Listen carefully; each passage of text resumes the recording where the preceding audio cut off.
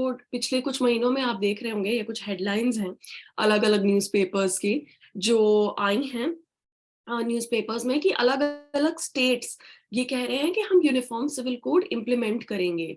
और अलग अलग स्टेट्स हैं, उन्होंने जो है कमिटीज फॉर्म करी हुई हैं ये बोलने के लिए कि हम यूनिफॉर्म सिविल कोड की इम्प्लीमेंटेशन में देखना चाहते हैं कि कैसे इसको किया जा सकता है। और हाल फिलहाल में राज्यसभा में भी एक प्राइवेट मेंबर्स बिल इंट्रोड्यूस किया जा चुका है यूनिफॉर्म सिविल कोड का। प्राइवेट मेंबर्स बिल बेसिकली ये होता है कि कोई भी मेंबर कोई भी बिल इंट्रोड्यूस कर सकता है जो लॉ जिसको वो बनाना चाहते हैं, और फिर वो क्यू हो जाता है, एक ना लाइन में लग जाता है, और फिर धीरे धीरे करके एक एक करके उसको लिया जाता है, तो वो प्रायोरिटी नहीं रहता है।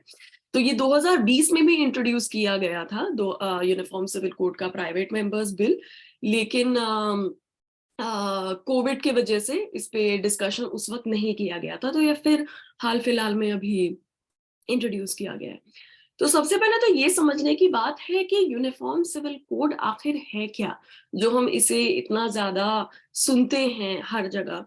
तो बेसिकली यूनिफॉर्म सिविल कोड जो है वो एक यूनिफॉर्म फैमिली लॉ है, जिसे जो अलग अलग मैटर्स को गवर्न करेगा। तो बेसिकली मैरिज है, डिवोर्स है, मेंटेनेंस जो होता है जो औरत को मिलता है डिवोर्स के बाद, इनहेरिटेंस है यानी जो प्रॉपर्टी डिस्ट्रीब्यूशन होती है एंसेस्ट्रल प्रॉपर्टी में, अडॉप्शन है उसके बारे में, गार्जियनशिप जब तलाक के बाद के कौन बच्चे किसके पास जाएंगे, तो ये सारे जो मुद्दे हैं इनके बारे में एक यूनिफॉर्म फैमिली लॉ लाने की कोशिश करी जा रही है। तो अभी क्या हालात है अगर यूनिफॉर्म फैमिली लॉ नहीं है तो? अभी यह है कि इंडिया में बहुत सारे फैमिली लॉज हैं जो सब अलग अलग रिलीजियस कम्युनिटीज के लोग फॉलो करते हैं, है ना। तो जैसे ये मसलन कुछ लॉज हैं जो मैंने लिखे हैं, सारे नहीं हैं, जैसे dissolution of Muslim marriage act है, हिंदू मैरिज एक्ट है, Parsi marriage and divorce act है, इंडियन क्रिश्चियन मैरिज एक्ट है, divorce act, similarly special marriage act है। तो बेसिकली ये जब मैं अलग अलग रिलीजियस कम्युनिटीज के फैमिली लॉज कह रही हूँ, तो इसका मतलब ये नहीं है कि जैसे एक मुस्लिम फैमिली लॉ है और उसमें सब कुछ लिखा हुआ है, एक हिंदू फैमिली लॉ है उसमें सब कुछ लिखा हुआ है, नहीं वैसे नहीं है। अलग अलग एक्ट्स हैं जो एक डिवोर्स के बारे में कुछ कहता है, कुछ मैरिज के बारे में है, उस तरह से। और ये जो स्पेशल मैरिज एक्ट है 1954 का, ये एक तरह से एक यूनिफॉर्म फैमिली लॉ है जो अभी एग्जिस्ट करता है। तो ये बेसिकली बहुत से लोग हैं जैसे इंटर रिलीजियस मैरिज करते हैं, वो कई बार इसको फॉलो करते हैं, क्योंकि ये एक सेक्युलर लॉ है बेसिकली। इसके अलावा मेन जो आर्ग्यूमेंट है, जो तर्क है, जो रीजनिंग दी जाती है एक यूनिफॉर्म सिविल कोड को इंट्रोड्यूस करने के लिए, वो ये दी जाती है पब्लिक डिस्कोर्सेज में कि जो रिलीजियस फैमिली लॉज हैं वो खराब हैं औरतों के लिहाज से, वो औरतों के हक के लिए सही नहीं है, और इसीलिए हमें एक यूनिफॉर्म फैमिली लॉ चाहिए जो सेक्युलर होगा। और क्योंकि वो सेक्युलर होगा, वो जेंडर जस्ट होगा और वो औरतों के हक के लिए बेहतर होगा। हालांकि जरूरी नहीं है ऐसा, मैं बाद में आपको आगे दिखाऊंगी कि अगर रिलीजियस कोई फैमिली लॉ है तो वो औरतों के हुकूक के खिलाफ ही हो और औरत के हक के साथ नहीं हो सकता है। लेकिन हम इसको थोड़ा और समझने की कोशिश करते हैं आगे। तो ये मोटा मोटी कंट्रोवर्सी है। इसके पहले मैं प्रिपेयर कर रही थी प्रेजेंटेशन, तो मुझे कुछ ऐसे सवालात याद आए जब मैं स्कूल में थी, तो मुझसे अक्सर पूछे जाते थे, और मुझे लगा कि आपसे भी शायद ये अक्सर पूछे जाते होंगे, या अगर पूछे नहीं जाते हैं तो कई बार होता है मेट्रो में ट्रैवल कर रहे हैं, बस में ट्रैवल कर रहे हैं, लोगों को बात करते हुए सुन रहे हैं। और उस वक्त तो मैं स्कूल में थी तो उतना यूनिफॉर्म सिविल कोड न्यूज में नहीं था, अब तो बहुत ज्यादा चर्चा में है, हिजाब कंट्रोवर्सी है या बहुत कुछ है, तो जाहिर है कि ये जरूर सुने होंगे शायद आपने।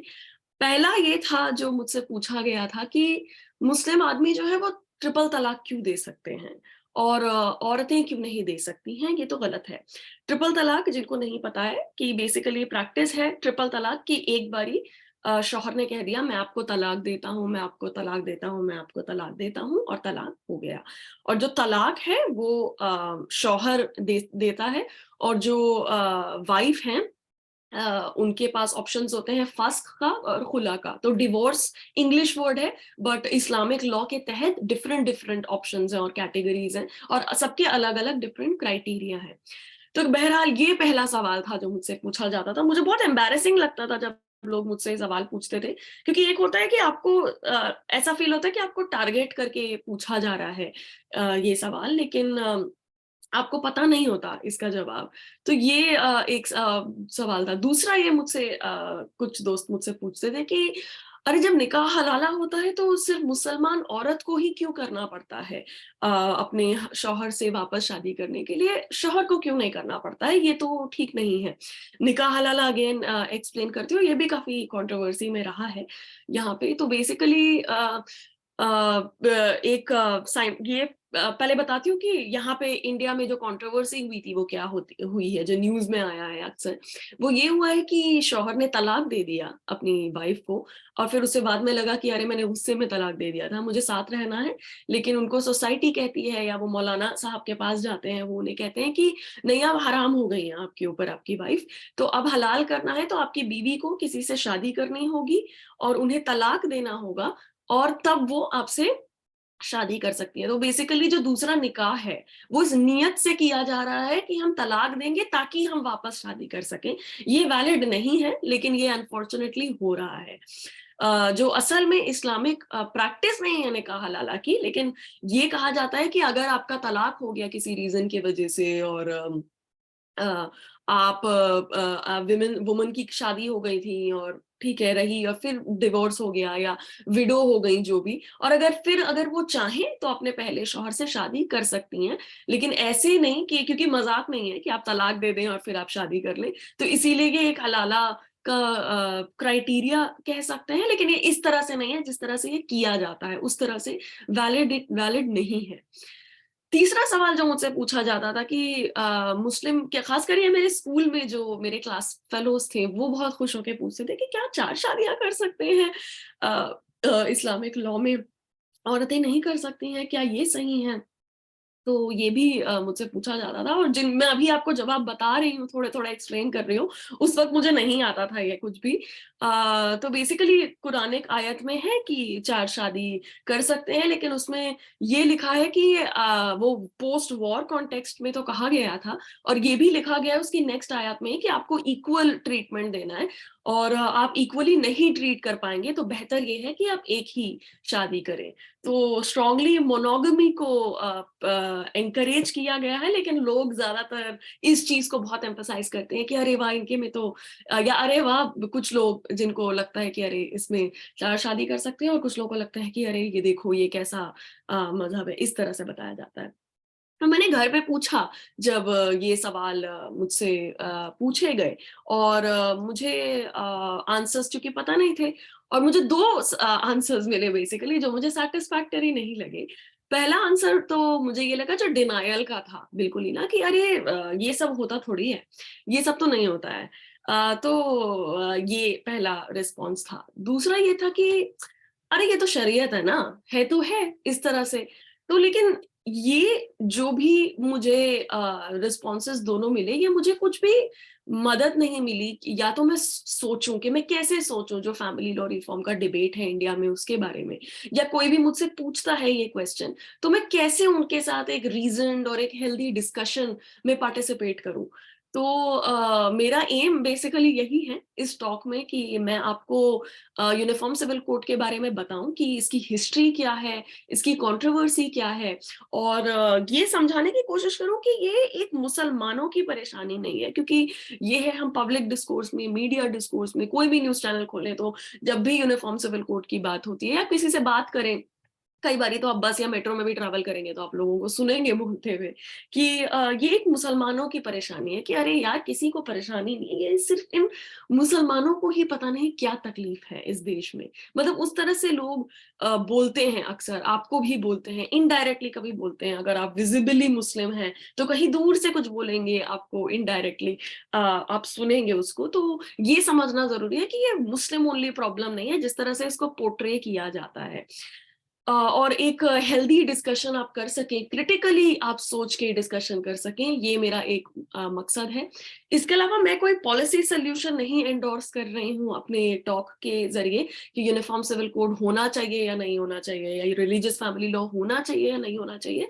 मैं सिर्फ आपको एक बता रही हूँ, ब्रॉड बैकग्राउंड दे रही हूँ, जिससे आप सोच सके। मैं आपको दोनों तरफ की कहानी बताऊंगी कि जो लोग कहते हैं यूनिफॉर्म सिविल कोड होना चाहिए वो क्या कहते हैं, जो कहते हैं नहीं होना चाहिए उनके क्या आर्ग्यूमेंट्स हैं। मैं दोनों पर्सपेक्टिव आपको बताऊंगी और फिर हम डिस्कस कर सकते हैं Q&A में इसके बारे में। तो बेसिकली ये कि क्योंकि हम मुस्लिम विमेन भी हैं, हमसे अक्सर पूछा जाता है, हम हॉट टॉपिक हैं, हम हर चीज की मुद्दा हैं आजकल, तो इसीलिए जरूरी है हमें कि पता होना चाहिए कि ये क्या डिबेट है। तो 3 सवाल जो मैं आपके सामने रखना चाहूंगी शुरू करने से पहले, ये सवाल मैं आपसे आखिर में भी पूछूंगी फिर से, और मैं जानना चाहूंगी कि आपने क्या ये टॉक सुनने के बाद किस तरह से सोचा इनके बारे में। तो ये जरूर सोचिए अपने मन में कि क्या आपको लगता है, जितना भी आपको पता है अभी इस डिबेट के बारे में या नहीं पता है जो भी, कि क्या यूनिफॉर्म सिविल कोड इम्प्लीमेंट हो जाना चाहिए पूरे इंडिया में। दूसरा, क्या आपको लगता है कि uniform civil code Islamic law के खिलाफ है। तीसरा, क्या आपको लगता है कि स्टेट को इंटरवीन नहीं करना चाहिए मुस्लिम फैमिली लॉ में इंडिया में। तो ये 3 सवाल हैं जिनके आप जवाब जरूर सोचिएगा, और आखिर में मैं फिर पूछूंगी तो फिर बताइएगा कि जो भी आपने सुना है उससे क्या कुछ भी चेंज आपके थॉट प्रोसेस में आया है, या क्या बेहतर हुआ है कि अगर आप किसी से डिस्कस करेंगे, घर पे भी हो सकता है बाहर पे भी हो सकता है, क्या कोई मदद मिली, वो मुझे जरूर बताइएगा। तो सबसे पहले मैं शुरू करती हूँ शरीयत और फिक के डिस्टिंक्शन से। बेसिक जो इस्लामिक लॉ का डिस्टिंक्शन है, चूंकि मैंने आपको बताया कि मेरे घर वालों ने मुझे बताया कि अरे ये तो शरीयत है, हम कुछ नहीं कर सकते हैं। तो जब मैंने एक्चुअली अपनी रिसर्च शुरू करी थी, तो मैं बहुत शॉक हुई थी ये सोच सुन के कि एक डिस्टिंक्शन है इस्लामिक लॉ में शरीयत और फिक का।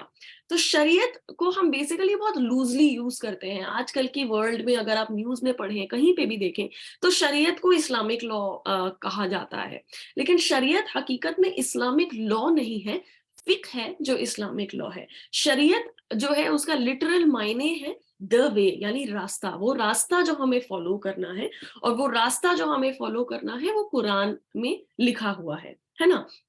तो बेसिकली तो और जरूरी नहीं है कि शरीयत, ऑफ कोर्स बहुत सी चीजें हैं, अब जैसे रूल्स हैं, लॉज हैं कि जैसे शराब नहीं पीना है, पोर्क नहीं खाना है, इस तरह से, तो वो भी शरीयत है। और ऑर्फन्स को कैसे ट्रीट करना है, यतीमों के साथ कैसे ट्रीट करना है, जक़ात कैसे देना है, वो भी शरीयत है। तो शरीयत बहुत ब्रॉड है, और बेसिकली शरीयत से फिक जो है, जो लॉ है, वो डिराइव किया जाता है। तो फिक क्या होता है?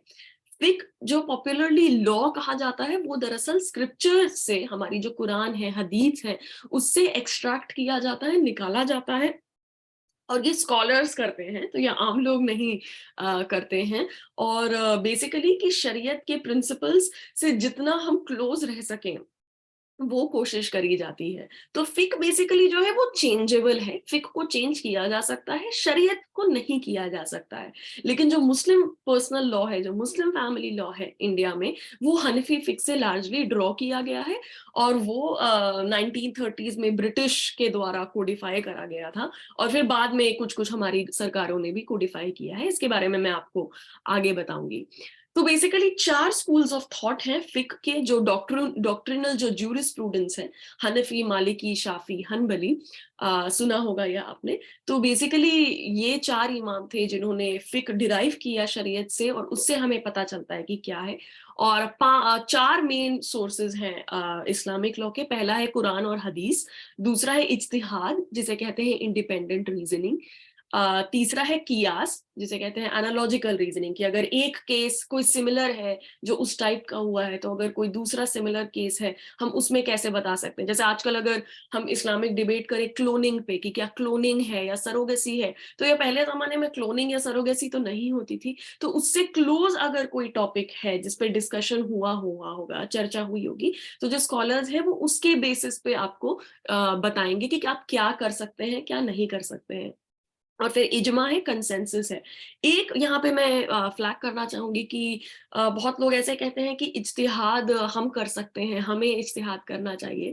ये एक बहुत ही मॉडर्न और एक लिबरल व्यू है। और एक क्लासिक इस्लामिकल लॉ जो व्यू है वो ये है कि इज्तिहाद हर कोई नहीं कर सकता है ना, कि अगर आप स्कॉलर है तभी आप इज्तिहाद कर सकते हैं। तो इसको इस तरह से समझिए कि अगर आपको सर्जरी करानी है तो आप सर्जन के पास जाएंगे, और सिर्फ सर्जन जो एक्सपर्ट है वही आपकी सर्जरी कर सकते हैं, है ना। आप अपनी सर्जरी खुद नहीं कर सकते हैं, क्योंकि आप एक्सपर्ट नहीं है, जिनको नॉलेज है वही कर सकते हैं। तो उसी हिसाब से क्लासिकल इस्लामिक व्यू ये जो है कि जो इज्तिहाद है वो स्कॉलर्स ही कर सकते हैं। और बहुत से लोगों का ये मानना है कि इज्तिहाद अब नहीं किया जा सकता है, क्योंकि हमारे पास अब उस लेवल के स्कॉलर्स नहीं रहे हैं जिस टाइप के पहले थे।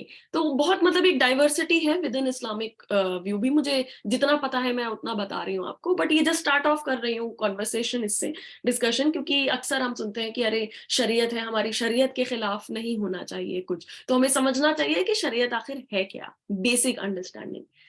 अब मैं आपको टाइमलाइन कुछ बताती हूँ कि की मोमेंट्स जो थे हमारी हिस्ट्री में वो क्या थे। यूनिफॉर्म सिविल कोड को का जो डिबेट कैसे इवॉल्व हुआ है। तो पहले तो ये है कि दो तरह से हम इसको, या तीन तरह से चलिए समझ सकते हैं, ये इसके आगे भी है टाइमलाइन जो मैं डिस्कस करूंगी। तो पहला तो ये कि कॉलोनियल टाइम्स में क्या था वो मैं डिस्कस करूंगी, फिर पोस्ट इंडिपेंडेंस के बाद इमीडिएट क्या मोमेंट था वो, और फिर उसके बाद क्या कंट्रोवर्सीज रही हैं, जो हाल फिलहाल के क्या मोमेंट रही हैं, उसे समझने की जरूरत है। तो सबसे पहले 1859 मैंने लिखा है वहां पे, लेकिन पहले स्कूल में पढ़ा होगा कि 1857 में रिवोल्ट हुआ था ब्रिटिश के अगेंस्ट। तो तब ब्रिटिश लोगों को ऐसा लगा था, रूलर्स को, कि हमें कुछ ऐसा करना है कि लोग हमारे खिलाफ रिवोल्ट नहीं करें। और उन्हें ये समझ आ गया था कि बहुत ही रिलीजियस सोसाइटी है इंडियन सोसाइटी। तो उन्होंने ये कहा कि हम इंटरवीन नहीं करेंगे इनके पर्सनल लॉज में, इनकी फैमिली लॉज में। तो इसीलिए क्वीन का प्रोक्लेमेशन आया 1859 में, जिसमें उन्होंने ये कहा कि हमारी ये पॉलिसी है कि हम इंटरवीन नहीं करेंगे, हम दखल अंदाजी नहीं देंगे मुसलमानों के या हिंदुओं के किसी के भी लॉ में। फिर उसके बाद से जो है ब्रिटिश ने कोडिफाई करना शुरू किया। कोडिफाई का मतलब है लिखना उस चीज को, है ना। तो ब्रिटिश ने रिलीजियस स्क्रिप्चर के हिसाब से कोडिफाई किया। अब जाहिर है उन्होंने कैसे किया, उन्हें स्क्रिप्चर्स आते नहीं थे, तो उन्होंने थोड़ा बहुत पूछा होगा जो लोग थे, किसी की किताब अगर किसी ने लिखी थी ब्रिटिश लोगों ने, क्योंकि वो पढ़ते थे दूसरों के ट्रेडिशंस और लिखते थे, तो उस बेसिस पे ब्रिटिश लोग थे जिन्होंने कोडिफाई किया था। कोडिफाई का मतलब क्या होता है, लिखना बेसिकली, कि रिटन डाउन होना चाहिए। तो जैसे अगर मैं कोर्ट के पास जाती हूँ, अगर मैं हिंदू वुमन हूँ और मैं डिवोर्स के लिए जाती हूँ, तो बेसिकली क्या है कि एक लॉ पास किया है पार्लियामेंट में जिसमें लिखा हुआ है कि क्या प्रोविजंस है। तो बेसिकली वो लिखना उन प्रोविजंस को, उसको कहते हैं कोडिफिकेशन। तो जो काफी डिबेट है यूनिफॉर्म सिविल कोड का वो कोडिफिकेशन का है, कि कोडिफाइड नहीं है हमारे यहाँ सारे के सारे रिलीजियस फैमिली लॉज, और एक्सटेंसिवली कोडिफाइड नहीं है। फिर नेक्स्ट मोमेंट जो 1940s में आता है वो आता है कॉन्स्टिट्यूएंट असेंबली डिबेट्स हुई थे हमारे, जो कॉन्स्टिट्यूशन बनाने के पहले, लिखने के पहले वो डिबेट्स हुए थे। और उसमें आर्टिकल 44 में directive principle of state policy introduce, sorry, article 44 uniform civil code को इंट्रोड्यूस किया गया, directive principle of state policy, क्योंकि उस वक्त वो ये डिबेट कर रहे थे कि क्या हमें एक यूनिफॉर्म फैमिली लॉ इंट्रोड्यूस करना चाहिए। और लेकिन उन्होंने नहीं किया, क्योंकि पार्टीशन जस्ट हुआ था और उन्हें पता था कि एक सेंसिटिव इशू है और बहुत ऑपोजिशन था, खास करके मुस्लिम कम्युनिटी से उस टाइम पे जितने भी लीडर्स थे। मैं बताऊंगी आपको बाद में कि क्या आर्ग्यूमेंट्स थे उसमें। तो इसीलिए जो लोग थे उस वक्त, उन्होंने directive principle of state policy में इसको इंक्लूड कर दिया।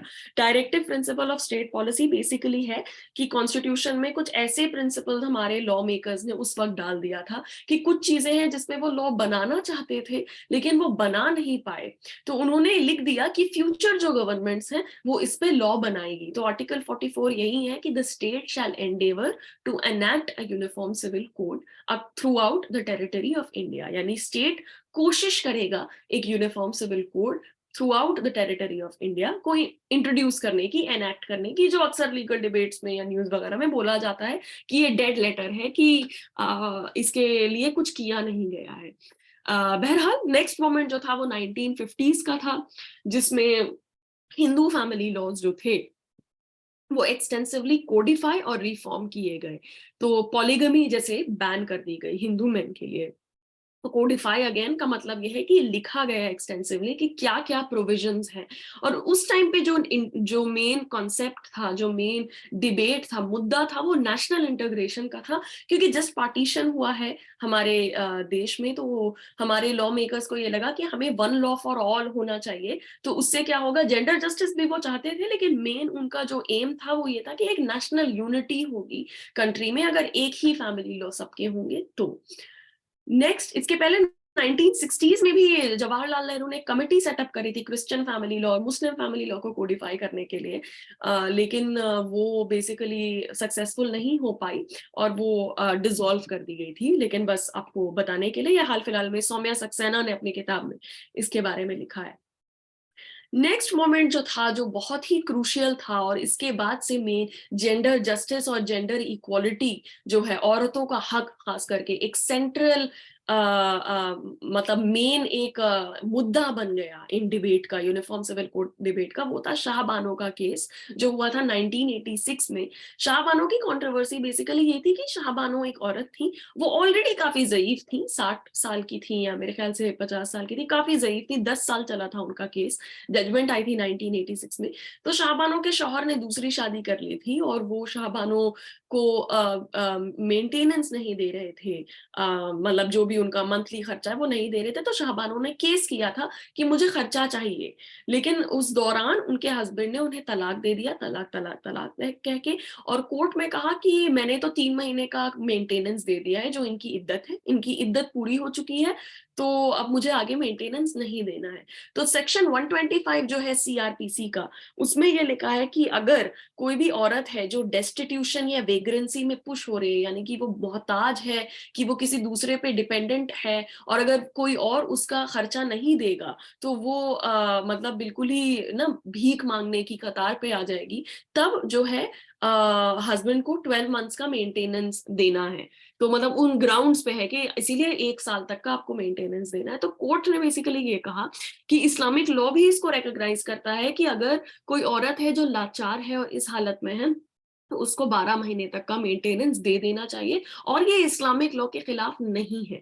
तो मेन कंट्रोवर्सी जो हुई थी पहली, वो ये हुई थी कि कोर्ट ने कैसे कहा कि इस्लामिक लॉ क्या कहता है, आप अपनी चीज से मतलब रखिए, आप हमें ये मत बताइए कि हमारे इस्लामिक लॉ में क्या लिखा है। तो ये पहली कंट्रोवर्सी थी जो शाहबानो केस में हुई थी। दूसरी कंट्रोवर्सी ये हुई थी कि उस टाइम पे जो कांग्रेस गवर्नमेंट थी, उन्होंने क्या किया, उन्होंने एक लॉ पास कर दिया जिसने रिवर्स कर दिया सुप्रीम कोर्ट का जजमेंट, और ये कह दिया कि नहीं, मुसलमान औरतों के लिए मेंटेनेंस सिर्फ 3 महीने के लिए ही वैलिड है, 12 महीने के लिए वैलिड नहीं है। तो ये बहुत बड़ी कंट्रोवर्सी हुई कि अगर सुप्रीम कोर्ट ने कह दिया 12 महीने है, तो आप एक रिलीजियस कम्युनिटी के जो भी डिमांड्स है उसको क्यों फॉलो कर रहे हैं, आप सुप्रीम कोर्ट के हिसाब से लॉ क्यों नहीं बना रहे हैं। ये मेन कंट्रोवर्सी थी। और उसके बाद मेन आप देखेंगे, मैंने 1992 डिमोलिशन ऑफ बाबरी मॉस्क यहाँ क्यों लिखा है, वो इसीलिए लिखा है क्योंकि स्कॉलरली लिटरेचर जो है वो ज्यादातर ये पॉइंट आउट करते हैं, या जो पॉलिटिकल एक्सपर्ट्स हैं, एनालिस्ट्स हैं, वो कहते हैं कि शाहबानो केस के बाद जो हिंदू नेशनलिज्म है, यानी बीजेपी तो बाद में फॉर्म हुई, बीजेपी का जो प्रेडिसेसर था वो बेसिकली एक किक ऑफ उसको मिला उसके बाद, और उन्होंने उसको यूज किया एक हिंदू आइडेंटिटी फोर्ज करने के लिए, विच अल्टीमेटली लेड टू कि बाबरी मस्जिद को का जो डिमोलिशन हुआ और उसके बाद जो वायलेंस हुआ। एक और चीज मैं बस मेंशन करना चाहूंगी कि 1987 में जो शाहबानो का 1 साल के बाद केस था, रूप कवर का एक सती का केस हुआ था इंटरेस्टिंगली, और ये भी बहुत सी फेमिनिस्ट्स पॉइंट आउट करती हैं कि उस वक्त जब सती का केस हुआ, सती जैसे हस्बैंड की डेथ हो गई तो वाइफ को भी जला देते थे साथ में, ये पहले होता था।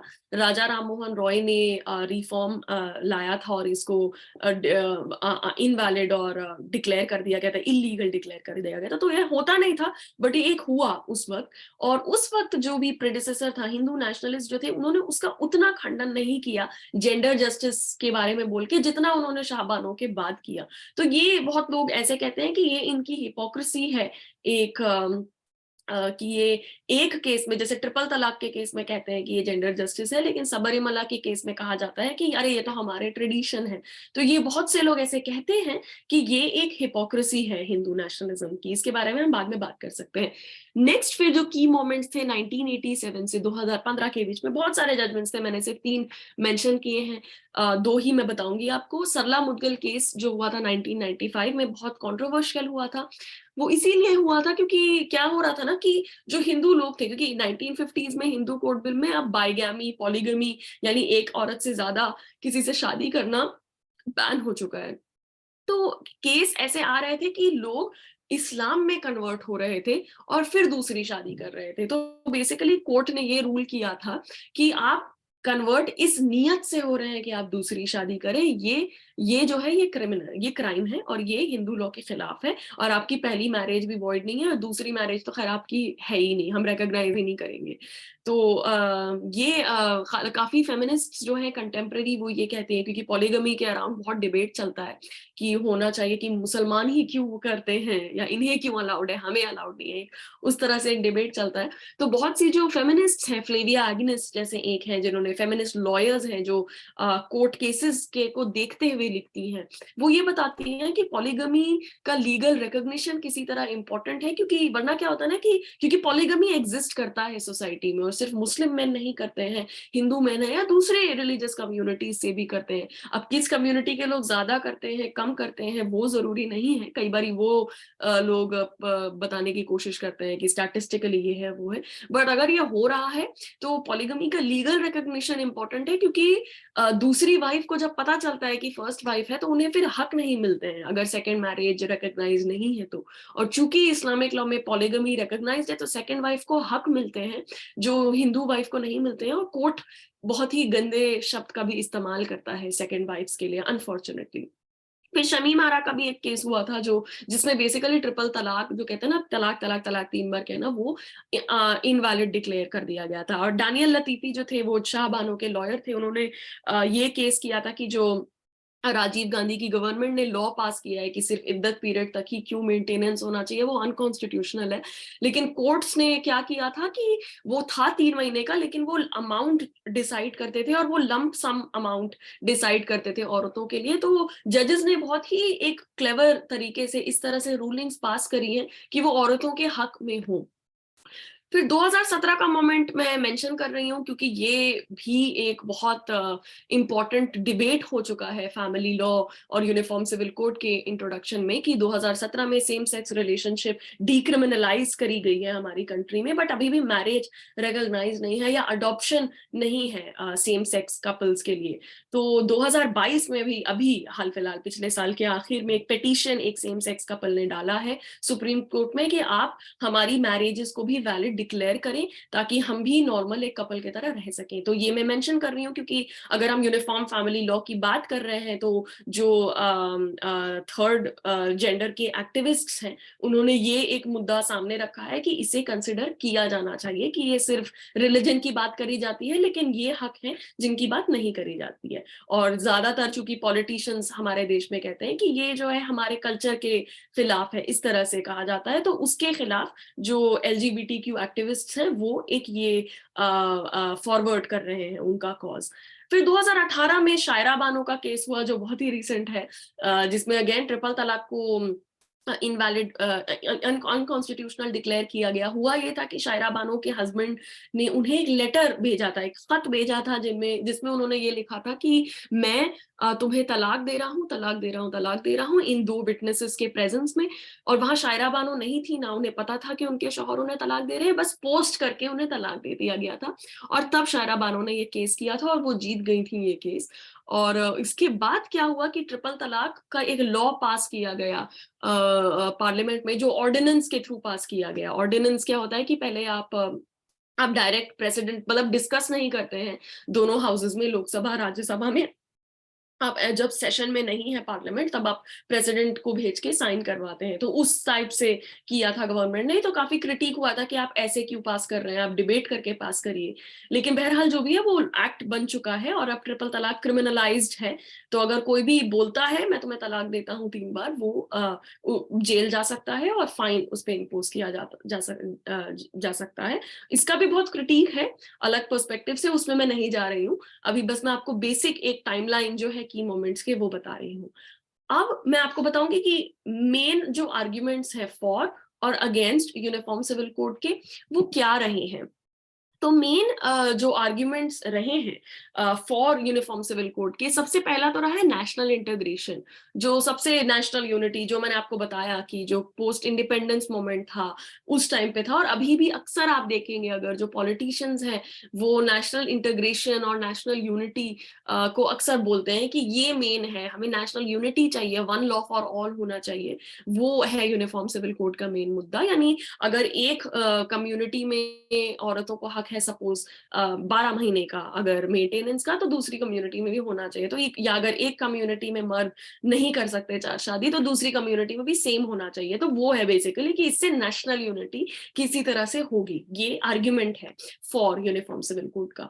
दूसरा आर्ग्यूमेंट है जो अब बहुत पॉपुलर है, जाहिर है, जेंडर जस्टिस का, कि इक्वालिटी होनी चाहिए मेन और विमेन के बीच में, और इसीलिए हमें एक यूनिफॉर्म फैमिली लॉ चाहिए।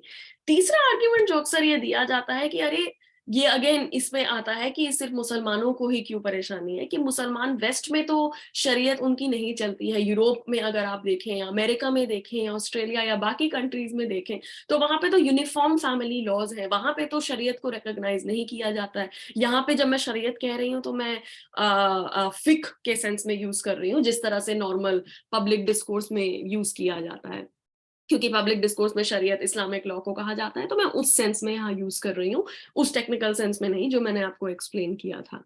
तो ये मेन 3 आर्ग्यूमेंट्स है जो दिए जाते हैं। अगेंस्ट क्या बोला जाता है यूनिफॉर्म सिविल कोड के अगेंस्ट? ये पहला तो ये बोला जाता है कि ये रिलीजियस फ्रीडम के खिलाफ है, कि हमारा संविधान हमें अधिकार देता है रिलीजियस फ्रीडम का, कि हम अपने हिसाब से अपनी जिंदगी जी सकते हैं। खासकर माइनॉरिटीज को अधिकार है अपने इंस्टीट्यूशंस वगैरह खड़े करने का।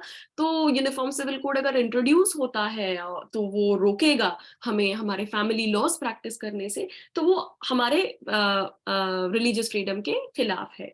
दूसरा ये है जो फेमिनिस्ट्स ने एक्चुअली जब 1980s में मैंने आपको बताया था कि शाहबानो का जब केस हुआ था, तो उसके बाद जो फेमिनिस्ट्स थी, जो उसके पहले एक्टिविस्ट जो यूनिफॉर्म सिविल कोड को सपोर्ट कर रही थी, वही यूनिफॉर्म सिविल कोड का खंडन करने लगी। क्योंकि उन्होंने जब देखा कि बीजेपी सपोर्ट कर रही है यूनिफॉर्म सिविल कोड को और बीजेपी का एक पर्टिकुलर जो भी एजेंडा है, तो हमें उससे अपने आप को अपोज करना है, तो हम यूनिफॉर्म सिविल कोड को अब सपोर्ट नहीं करेंगे। तो उनका एक ये आर्ग्यूमेंट था और ये कॉन्स्टिट्यूएंट असेंबली डिबेट में भी आया था कि यूनिफॉर्मिटी जो है वो एक लौता तरीका नहीं है जेंडर जस्टिस अचीव करने का। यूनिफॉर्मिटी जो सेम लॉ है वो जरूरी नहीं है, और ये लॉ कमीशन रिपोर्ट में भी आया, ये मैं आपको आगे बताऊंगी।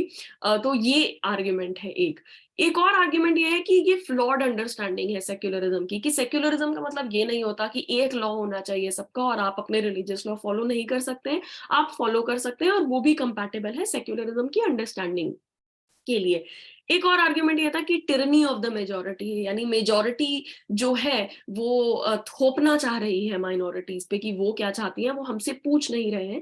और उसी से नेक्स्ट आर्ग्यूमेंट ये आता है कि कम्युनिटी मेंबर से कंसल्टेशन करना जरूरी है। तो ये कुछ आर्ग्यूमेंट्स हैं जो फॉर एंड अगेंस्ट है। अब इसके अलावा ये पता नहीं हाइड हो रहा है कि नहीं, बट ये जजमेंट्स कुछ हैं जो मैं आपको बताती हूँ, जिसमें ये दिखाया गया, ये बेसिकली दिखता है कि कैसे इसको हमेशा से एक मुस्लिम प्रॉब्लम के तौर पे परसीव किया गया है। तो जैसे सरला मुद्गल केस जो मैंने आपको बताया, जिसमें मुस्लिम में कन्वर्ट हो रहे थे हिंदू लोग दूसरी शादी करने के लिए, उसमें कोर्ट ने ऐसे कहा उस केस में कि जो हिंदू, बुद्धिस्ट, जैन और सिख हैं, इन्होंने तो अपने रिलीजियस सेंटिमेंट्स को छोड़ दिया है, त्याग कर दिया है नेशनल इंटीग्रेशन के हक में। लेकिन कुछ ऐसी यहाँ पे कम्युनिटीज हैं जो ऐसा नहीं करेंगी, और उन्हें ये समझना चाहिए कि पार्टीशन के बाद हम 2 नेशन या 3 नेशन थियोरी में नहीं बिलीव करते हैं। और आपको अलग थलग नहीं रहना चाहिए। तो बेसिकली आप देखेंगे किस तरह से ऐसे दिखाया जा रहा है कि हिंदू लोग हैं जो कन्वर्ट हो रहे हैं दूसरी शादी करने के लिए, लेकिन उसका जिम्मेदार माना जा रहा है कि पॉलीगमी रिकॉग्नाइज्ड है मुस्लिम लॉ में, और ये मुस्लिम कम्युनिटी का इंसिस्टेंस है कि हमारे लॉ को आप कुछ मत टच कीजिए, और इसी वजह से ये प्रॉब्लम हो रही है। तो आप देख सकते हैं कि किस तरह से मुस्लिम्स को ब्लेम किया जा रहा है, या कहीं ना कहीं उन्हें कहा जा रहा है कि आप है सारी फसाद की जड़, और ये जजमेंट्स में कहा गया है।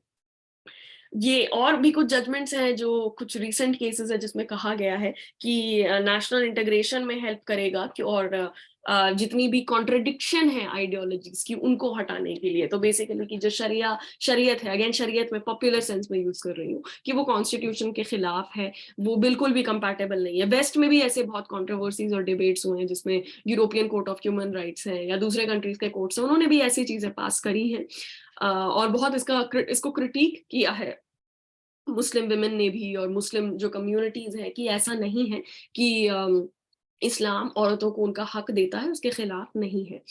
और अक्सर गोवा को कहा जाता है कि गोवा सिविल कोड जो है वो एक शाइनिंग एग्जाम्पल है, एक चमकता हुआ एक बिल्कुल ही ना एग्जाम्पल है, जहाँ पे हर कोई रिलीजन फॉलो नहीं करता है, हर कोई एक कॉमन सिविल कोड फॉलो करता है जहाँ पॉलीगमी नहीं है।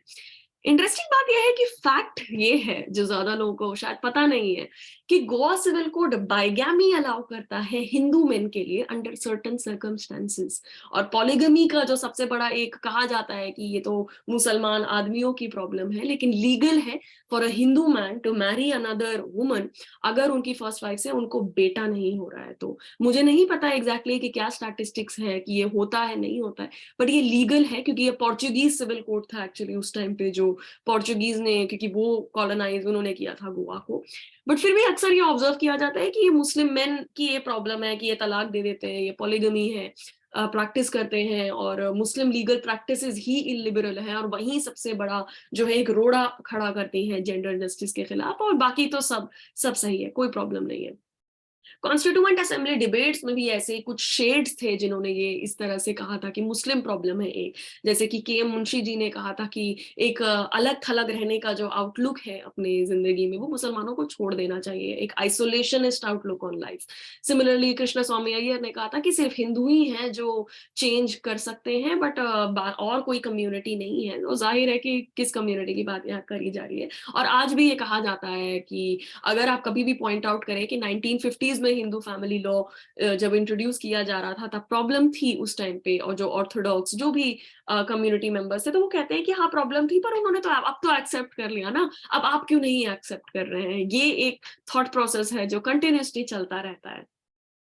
हिंदू कोड बिल डिबेट में थोड़ा उसका कॉन्टेक्स्ट आपको दे देती हूँ कि अंबेडकर ने बेसिकली क्यों पुश किया था उस टाइम पे, क्योंकि वो हिंदू सोसाइटी में रिफॉर्म चाहते थे, क्योंकि कास्ट के लाइंस के अलोंग बहुत ज्यादा इंटर मैरिज नहीं होती थी, तो वो उस हिसाब से कोडिफाई करना चाहते थे कि ये कास्ट क्लास और जो जेंडर इनइक्वालिटीज है वो कम हो। और उस टाइम पे बहुत ज्यादा ऑपोजिशन उनको मिली थी अपर कास्ट लोगों से भी और कंजर्वेटिव लोगों से भी, लेकिन उस टाइम पे काफी विमेन लेजिस्लेटर्स थी पार्लियामेंट में, इसीलिए वो पुश किया गया था उस टाइम पे।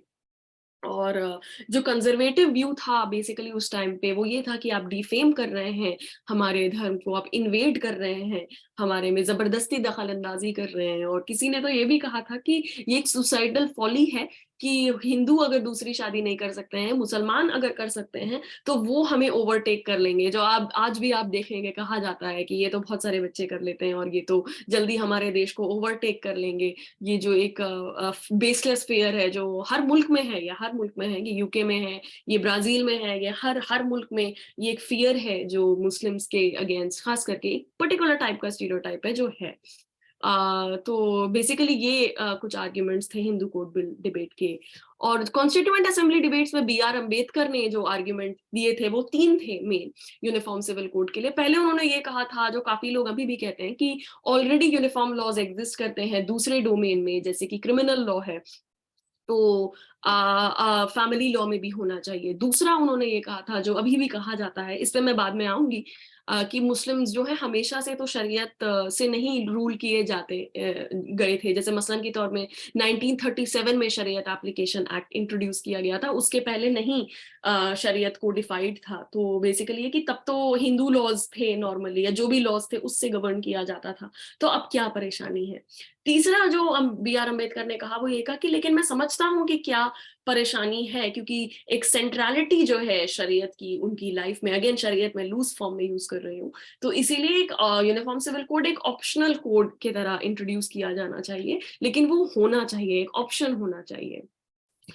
लॉ कमीशन की जो रिपोर्ट आई थी अभी, चूंकि अभी हमने ये डिस्कस किया है कि कैसे ये कहा गया है कि एक मुस्लिम प्रॉब्लम है, लेकिन लॉ कमीशन रिपोर्ट में मैंने कुछ ही मेंशन किए हैं जो उन्होंने मेंशन किया कि क्या प्रॉब्लम है फैमिली लॉज में, और ये सारे फैमिली लॉज में ये प्रॉब्लम है, ऐसा नहीं है कि ये सिर्फ मुस्लिम फैमिली लॉज में प्रॉब्लम है। और ये लॉ कमीशन रिपोर्ट जो अभी 2018 में आई है उसमें ये बताया गया है।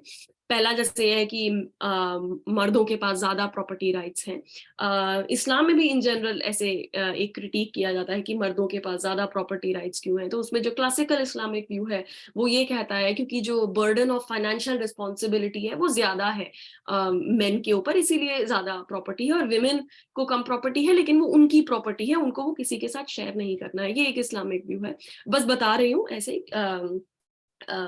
फिर दूसरा जो ये उन्होंने कहा कि ये तो खैर है कि पॉलीगमी अलाउड है, ये मुस्लिम कम्युनिटी का है कि अलाउड है, बट बाकी कम्युनिटीज में अलाउड नहीं है। तीसरा यह है कि विमेन जो है वो अडॉप्ट नहीं कर सकती हैं बच्चे, उन्हें अपने पार्टनर से, अपने हस्बैंड से कंसेंट चाहिए, लेकिन सिमिलरली अगर कोई आदमी है उसे अडॉप्ट करना है तो उसे ऐसे कंसेंट नहीं चाहिए। ये सारे रिलीजियस फैमिली लॉज में है। सिमिलरली मेन जो है उनके पास प्राइमरी गार्डियनशिप है प्रॉपर्टी की, लेकिन विमेन के पास नहीं है। और अगेन जो मैंने आपको बताया कि सेम सेक्स कपल्स जो हैं उनका मैरिज रिकॉग्नाइज नहीं है, ये भी लॉ कमीशन रिपोर्ट ने कहा, और उनके पास अडॉप्शन राइट्स भी नहीं है। तो ये बेसिक कुछ थे जो लॉ कमीशन रिपोर्ट ने कहा। लॉ कमीशन रिपोर्ट ने यह भी कहा कि जो इंडियन स्टेट है वो प्रोटेक्टिव स्टेटस ग्रांट करता है नॉर्थ ईस्ट इंडिया के कुछ स्टेट्स को, और बेसिकली कुछ उनके जो कस्टमरी लॉज है वो अलाउड है प्रैक्टिस करने के लिए। और बेसिकली तो अगर आप यूनिफॉर्म सिविल कोड इंट्रोड्यूस करेंगे तो ये प्रॉब्लम क्रिएट करेगा, क्योंकि टेरिटोरियल इंटेग्रिटी को मेंटेन करने के लिए उन्हें स्पेशल स्टेटस दिया गया था, और उनकी स्पेशल प्रैक्टिसेस प्रोटेक्टेड हैं। तो आप कैसे एक यूनिफॉर्म सिविल कोड इंट्रोड्यूस करेंगे अगर उन प्रैक्टिसेस को बंद करना चाहते हैं तो? और कुछ चीजें जो यूनिफॉर्म जो लॉ कमीशन रिपोर्ट ने कही वो ये थी कि कोडिफिकेशन होना चाहिए। कोडिफिकेशन जो मैंने आपको पहले समझाया था कि रिटन डाउन होना चाहिए एक्सटेंसिवली रेफरेंस के लिए, वो जरूरी है फैमिली लॉज के लिए। जैसे मुस्लिम वुमेन्स मूवमेंट भी इंडिया में जो बात कर रही है वो बेसिकली ये कह रही हैं कि कोडिफाइड नहीं है मुस्लिम फैमिली लॉ, तो हम शरीयत के हिसाब से उसे कोडिफाई करना चाहते हैं और स्टेट को ये रिकॉग्नाइज करना चाहिए बेसिकली। तो वो मेन है जो मुस्लिम वुमेन्स मूवमेंट का इंटरवेंशन है इंडिया में। और ये कहा लॉ कमीशन ने कि हमें अलग अलग कम्युनिटी के अंदर देखना है कि कैसे हम उन्हें इक्वल प्रोविजंस दे सकते हैं, क्योंकि अलग अलग कम्युनिटीज में अलग अलग लॉज है डिवोर्स के लिए या मैरिज के लिए, अंडरस्टैंडिंग डिफरेंट है। और रिलीजियस फ्रीडम और इक्वालिटी जो है वो दोनों वैल्यूएबल है सिटीजन्स के लिए। और फिर उन्होंने ये भी कहा कि जो स्पेशल मैरिज एक्ट है, जो एक टाइप का यूनिफॉर्म सिविल कोड है, वो रिलीजन न्यूट्रल है और वो कोडिफाइड भी है, लेकिन फिर भी वो जेंडर जस्टिस गारंटी नहीं करता है। तो बेसिकली अगर कोई यूनिफॉर्म लॉ इंट्रोड्यूस भी हो सकता है और अगर वो सेक्युलर है, इसका मतलब ये नहीं है नेसेसरली कि वो जेंडर जस्ट होगा ही होगा, हमें और एफर्ट करना पड़ेगा। और कुछ बातें जो उन्होंने ये कही कि बहुत ही जरूरी है रिलीजियस आइडेंटिटी रिलीजियस विमेन के लिए, और इसीलिए ये कंसल्टेशन जो उन्होंने किया था विमेन्स ग्रुप्स के साथ वो ये रिवील करता है, और इसीलिए उन्होंने ये रेकमेंड किया कि यूनिफॉर्म सिविल कोड अभी जरूरी नहीं है, neither necessary not desirable at this stage. और उन्होंने ये कहा कि जो बाकी मुल्क हैं वहां पे डाइवर्सिटी और डिफरेंस को रिकॉग्नाइज किया जा रहा है, और हमारी कंट्री में भी वो डाइवर्सिटी और वो जो डिफरेंसेस को प्रिजर्व करके रखना चाहिए।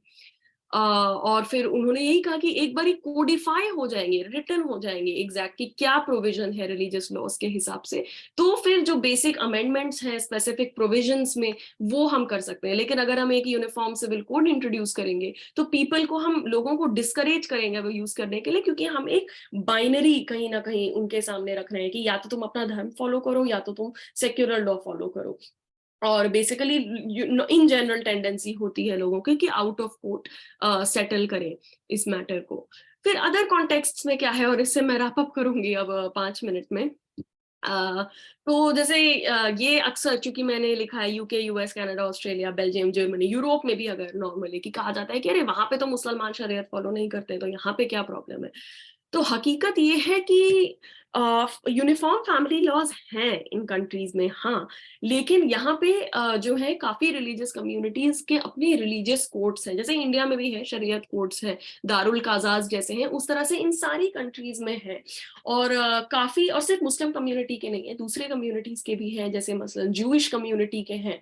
और हाल फिलहाल में क्या हुआ है कि इन सब कंट्रीज में गवर्नमेंट्स को समझ आने लगा है कि जो यूजुअली रिलीजियस विमेन होती हैं वो इन कोर्ट्स में जाती हैं, और उनके जजमेंट्स को कई बार अपहोल्ड भी किया है और रिकॉग्नाइज भी किया गया है। और एक मूव है कहीं ना कहीं कि इन कोर्ट्स को रिकॉग्नाइज करना चाहिए इन कंट्रीज में, ताकि आप उन्हें रेगुलेट कर सकें। तो ये काफी स्कॉलरली लिटरेचर में भी है, लीगल एक्सपर्ट्स ने भी कहा है, और ये काफी कंट्री में, यूके में जैसे मसलन हुआ है कि कुछ तरीके हैं जिससे वो रिकॉग्नाइज करते हैं शरीयत कोर्ट्स को, या बेथ दीन्स जो जूइश फैमिली लॉज है। तो ऐसा नहीं है कि वेस्ट में सिर्फ यूनिफॉर्म फैमिली लॉ है, वहां पे रिलीजियस कम्युनिटीज अपना लॉ फॉलो नहीं करती हैं, वो करती हैं फॉलो। अब ये सही है या गलत है वो अलग सवाल है, अलग अलग पर्सपेक्टिव हैं इसके, लेकिन ऐसा होता है। साउथ अफ्रीका में भी सिमिलरली कस्टमरी लॉ है, जो साउथ अफ्रीकन की इंडिजिनस कम्युनिटीज है वो फॉलो करती हैं, वो रिकॉग्नाइज्ड है। हाल फिलहाल में वहां पे भी प्रॉपर्टी राइट की कुछ कंट्रोवर्सी थी, तो वो विमेन लीडर्स के साथ मिलके और कम्युनिटी लीडर्स के साथ मिलके उसको रिफॉर्म किया गया था और कोडिफाई किया गया था। इजराइल और इजिप्ट में भी सिमिलरली रिलीजियस कोर्ट्स, जैसे मैंने बताया यूके, यूएस वगैरह और कनाडा, बाकी कंट्रीज में एग्जिस्ट करते हैं, वैसे एग्जिस्ट करते हैं। लेकिन इजराइल और इजिप्ट में जो स्टेट है वो रिकॉग्नाइज करता है उनके जजमेंट्स को ऑफिशियली। तो वो डिफरेंस है कि सारी कम्युनिटीज अपने, जैसे मुस्लिम कम्युनिटीज, जो अरब कम्युनिटीज इजराइल में है उनके अपने कोर्ट्स हैं, इजराइल का अपना, जूइश कम्युनिटीज के अपने हैं, सिमिलरली इजिप्ट में। दूसरे कॉन्टेक्स्ट में अगेन, चूंकि मैंने जूइश फैमिली लॉ का आपको बताया, तो एक पॉपुलर कंट्रोवर्सी जो रही है जूइश फैमिली लॉ की दूसरे कॉन्टेक्स्ट में, वो उसको कहते हैं चेन्ड वाइफ या गेट या अगूना। तो बेसिकली जूइश फैमिली लॉ में तलाक जैसे कहते हैं, तो ये है कि अगर डिवोर्स चाहिए तो एक औरत को एक गेट चाहिए, यानी एक परमिशन चाहिए अपने हस्बैंड से, ताकि वो दूसरी शादी कर सके। तो कई बार क्या होता है वेस्ट में कि सिविल डिवोर्स तो मिल गया जूइश वुमन को, लेकिन चूंकि वो एक रिलीजियस औरत है तो उन्हें रिलीजियस डिवोर्स भी चाहिए, और उनके हस्बैंड उन्हें नहीं देते हैं जो गेट डॉक्यूमेंट उन्हें चाहिए। और इसमें जैसे यूके, यूएस वगैरह में, यूएस में तो खास करके ऐसे हुआ है कि कोर्ट ने डायरेक्ट किया है हस्बैंड को, और जो भी रिलीजियस कोर्ट्स है उनकी मदद करी है रिकॉग्नाइज करवाने में रिलीजियस डाइवोर्स, क्योंकि उन्होंने ये रियलाइज किया है कि एक जूइश रिलीजियस वुमन के लिए एक रिलीजियस डिवोर्स लेना कितना जरूरी है, चाहे वो लीगली रिकॉग्नाइज नहीं भी हो। क्योंकि रिलीजियस वुमेन अगर रिलीजियस कोर्ट जा रही हैं या रिलीजियस डिवोर्स सीख कर रही हैं, वो इसीलिए क्योंकि वो उनके जो आइडेंटिटी है, बिलीफ्स हैं, वो सेंट्रल है उनके लिए। और हर, जरूरी नहीं है कि हर मजहब में उस तरह से सेंट्रलिटी है, जैसे हिंदू कम्युनिटी में शायद उस तरह से सेंट्रलिटी नहीं है आइडेंटिटी और बिलीव्स की, उनके मैरिज मैटर्स में या डिवोर्स मैटर्स में, जिस तरह से एक मुस्लिम वुमेन के लिए है। सिमिलरली जिस तरह से जूइश वुमेन के लिए, उस तरह से शायद क्रिश्चियन वुमेन के लिए नहीं है। तो ये अलग अलग कम्युनिटीज का अलग अलग होता है, और इसे रिकॉग्नाइज करना चाहिए, ऐसे कहते हैं डिबेट्स में। और इंग्लिश फैमिली लॉ भी, जैसे यूके में फैमिली लॉज हैं वो यूनिफॉर्म फैमिली लॉज हैं, बट उनमें भी बहुत सारी प्रॉब्लम्स हैं। और रसल सैंडबर्ग हैं, प्रकाश शाह हैं, उन्होंने लिखा है कि किस तरह से रिलीजन को ज्यादा रिकॉग्नाइज करना चाहिए इंग्लिश फैमिली लॉ में, क्योंकि अगर वो रिकॉग्नाइज नहीं है तो वो रेगुलेटेड नहीं है। तो ये एक आर्ग्यूमेंट है, क्योंकि ऐसे अक्सर कहा जाता है कि अरे वेस्ट में तो कोई शरीयत फॉलो नहीं करता है, इसीलिए मैंने ये थोड़ा सा आपको बताया इसके बारे में, दूसरे कॉन्टेक्स्ट के बारे में। अब मैं वापस वो 3 सवाल आपके सामने रखूंगी, और वापस सोचिए इसके बारे में, स्टॉक के बाद भी सोचिए कि क्या आपकी अंडरस्टैंडिंग अब किस तरह से चेंज हुई है। क्या आपको लगता है कि यूनिफॉर्म सिविल कोड इम्प्लीमेंट हो जाना चाहिए? क्या आपको लगता है कि uniform civil code Islamic law के खिलाफ है? क्या आपको लगता है कि स्टेट को इंटरवीन नहीं करना चाहिए मुस्लिम फैमिली लॉ में? और ये कुछ रेफरेंसेस थे जो मैंने यूज किए थे ये टॉक में। इसके अलावा ये कुछ किताबें हैं फर्दर रीडिंग जो मैं सजेस्ट करूंगी अगर आपको इंटरेस्ट है तो। जिया सलाम की बहुत अच्छी किताब है टिल तलाक डू अस पार्ट, और निकाह हलाला है। बहुत ही सिंपल तरीके से उन्होंने इंडिया का जो भी कॉन्टेक्स्ट है, छोटी सी पतली सी बुक है, बहुत ही सिंपल लैंग्वेज में, और आई थिंक ट्रांसलेटेड भी है ये दूसरे लैंग्वेजेस में, हिंदी में अवेलेबल होगी डेफिनेटली। तो ये जरूर पढ़िए अगर आप अपने आप को एजुकेट करना चाहें इसके बारे में। सिमिलरली जकिया सोमन और नूरजहां सफिया नियाज जो इंडियन मुस्लिम वुमेन्स मूवमेंट को लीड कर रही हैं, उनकी एक बुक है, ये थोड़ी मोटी बुक है, ये बेसिकली एक समरी है उनके जितने भी आर्टिकल्स उन्होंने लिखे हैं, तो जस्ट एक पर्सपेक्टिव आपको मिलेगा। नहीं तो अगर आप गूगल भी करेंगे इन लोगों के नाम तो आपको इनका पर्सपेक्टिव पता चलेगा अलग अलग आर्टिकल्स में। हिलाल अहमद की बहुत अच्छी बुक है सियासी मुस्लिम्स, ये इन जनरल एक मुस्लिम आइडेंटिटी के बारे में है। जैसे रवीश कुमार ने इस किताब के बारे में कहा है कि एक कम्युनिटी जिसको हमेशा रिड्यूस किया जाता है बुर्का, तलाक और नमाज की, बस यही है इनकी दुनिया और कुछ नहीं है। तो सियासी मुस्लिम्स में हिलाल अहमद लिखते हैं, और ये भी ट्रांसलेटेड होगी आई एम श्योर, कि क्या है मुस्लिम कम्युनिटी और मुस्लिम पॉलिटिक्स क्या है, ये उन स्टीरियोटाइप्स के बहुत ही परे है जिस तरह से दर्शाया जाता है। कुछ पॉपुलर मुस्लिम वॉइसेस हैं पब्लिक डिस्कोर्स में यूनिफॉर्म सिविल कोड डिबेट के लिए, जो अक्सर आप न्यूज़पेपर आर्टिकल्स में देखेंगे, तो उनके नाम मैंने यहाँ लिखे हैं। क्योंकि कई बार क्या होता है कि जैसे हम स्कूल में पढ़ रहे हैं, नॉर्मली कभी है हमसे कोई लोग सवाल पूछ रहे हैं, हमें पता नहीं होता किसी चीज के बारे में, तो हमें अपने आप को एजुकेट करना चाहिए। और ये बेसिकली कुछ रीजन्ड मुस्लिम वॉइसेस हैं जो हैं पब्लिक डिस्कोर्सेज में अवेलेबल। हिलाल अहमद है जिनकी मैंने आपको किताब बताई, फैजान मुस्तफ़ा हैं जो एनएलयू हैदराबाद के वाइस चांसलर रह चुके हैं, ताहिर महमूद हैं बहुत बड़े इस्लामिक लॉ के स्कॉलर हैं, एमिटी लॉ स्कूल में हैं डीन और पढ़ाते हैं, इरफान इंजीनियर हैं जो centre for study of society and secularism lead करते हैं, असगर अली इंजीनियर थे, उन्होंने भी बहुत लिखा था इसके बारे में, इरफान इंजीनियर के फादर थे वो। और वैसे ही जकिया सोमन और नूरजहां सफिया नियाज है भारतीय मुस्लिम महिला आंदोलन को जो चला रही हैं। तो ये कुछ वॉइसेस हैं, जरूरी नहीं है कि आप अग्री करें इनके वॉइसेस से, आप डिसअग्री भी कर सकते हैं, लेकिन जस्ट टू स्टार्ट ऑफ कि कई बारी कुछ अगर हो रहा है आपको समझ नहीं आ रहा है, तो ये कुछ लोग हैं जो अक्सर लिखते हैं मुस्लिम इश्यूज के अराउंड, चाहे वो हिजाब की कंट्रोवर्सी हो, चाहे यूनिफॉर्म सिविल कोड की कंट्रोवर्सी हो, और हमें कहीं ना कहीं एक आर्ग्यूमेंट मिलता है कि किस तरह से लोग सोच रहे हैं। तो यहाँ पे मैं खत्म करूंगी। थैंक यू वेरी मच, और मैं जानना चाहूंगी कि आपको कैसा लगा इसके बारे में। मैं स्क्रीन शेयर स्टॉप करती हूँ।